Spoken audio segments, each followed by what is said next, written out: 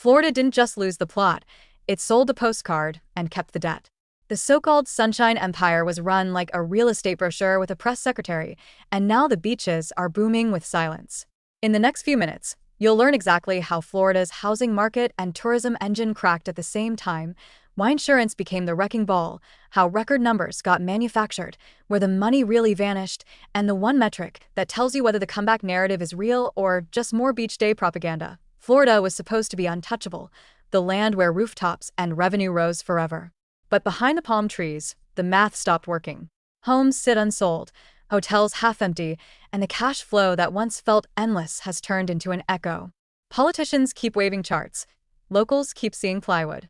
This isn't a soft patch. It's a structural stall. Let's talk housing, the crown jewel of Florida's myth. Inventory surged, and the stopwatch flipped. What's sold in 2 weeks now limps for 6 months, if it sells at all. Neighborhoods in Tampa, Orlando, and up and down the Gulf Coast read like obituaries, price cuts, stale listings, owner motivated. Sellers cling to yesterday's comps. Buyers run the new numbers and walk. Underneath the listing photos is the real killer: risk pricing. Insurance isn't a line item anymore. It's a verdict. Premiums that once looked like a nuisance turned into an eviction notice from your own house. Families stare at renewals that eat their savings. Retirees look at annual bills the size of a small mortgage, and many can't even get coverage at any price. Uninsurable means unsellable. Unsellable means unrealized losses. And unrealized losses don't stay unrealized forever. Condo life? The bill just came due. After Surfside, recertifications weren't optional theater, they were survival. Decades of deferred maintenance turned into special assessments that tripled monthly costs. People who thought they owned peace of mind discovered they owned a liability with a balcony. Listings piled up, discounts became the language of every negotiation. Developers who once bragged about waitlists now pitch free upgrades like late-night infomercials. Nice pool. Who's insuring it? Tourism was supposed to be the backstop. When housing wobbles, the visitors keep the cash flowing. Except the visitors didn't. Peak season occupancy slid, room rates buckled, and the rosy headline stats got padded by pass-throughs and day trippers that don't keep housekeepers employed or restaurants alive. International arrivals sagged. Snowbirds, Florida's most loyal line of credit, quietly rerouted to cheaper, calmer, less politicized sun.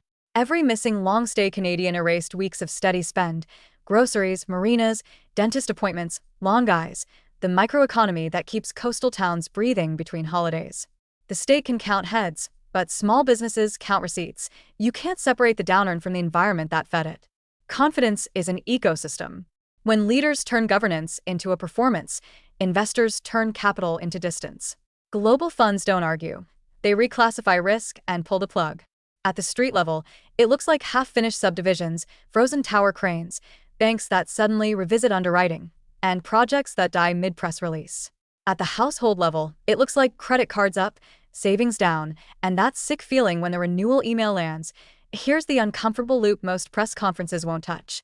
Housing depends on insurability and wage stability. Tourism depends on safety, ease, and welcome. Both depend on trust, domestic and international. Trust got politicized.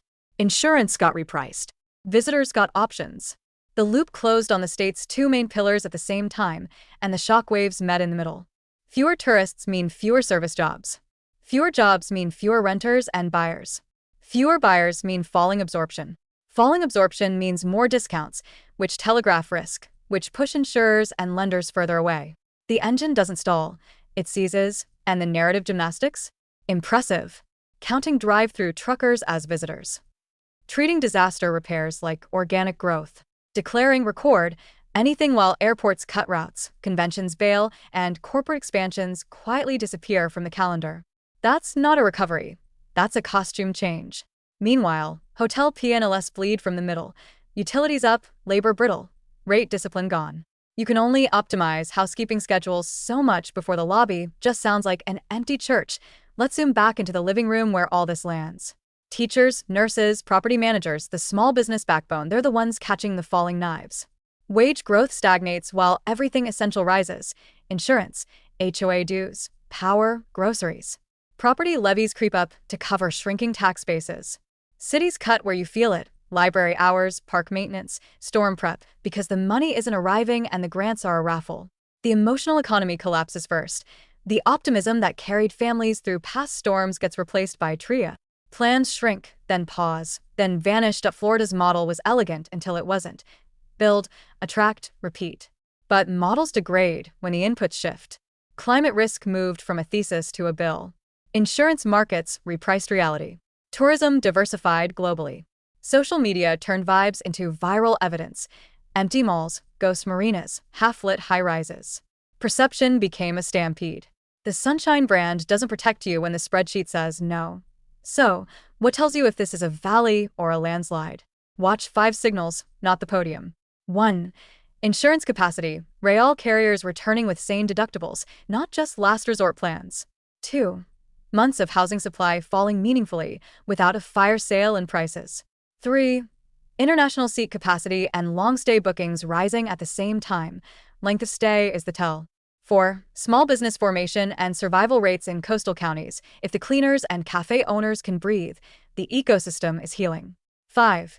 Cap rates and lending spreads narrowing on coastal commercial because debt only loosens when belief returns. Don't get it twisted. This isn't prophecy of doom. It's a map of pressure points. The turnaround playbook is simple to say and brutal to execute. Depoliticize the welcome mat. Rebuild trust with insurers through real mitigation, not slogans. Stop gaming visitor counts and start fixing length of stay drivers. And invest in the boring resilience that never makes a headline but always saves a balance sheet. You can market your way into awareness. You can't market your way out of risk. Here's the part most paradise videos never tell you. Empires don't crumble all at once.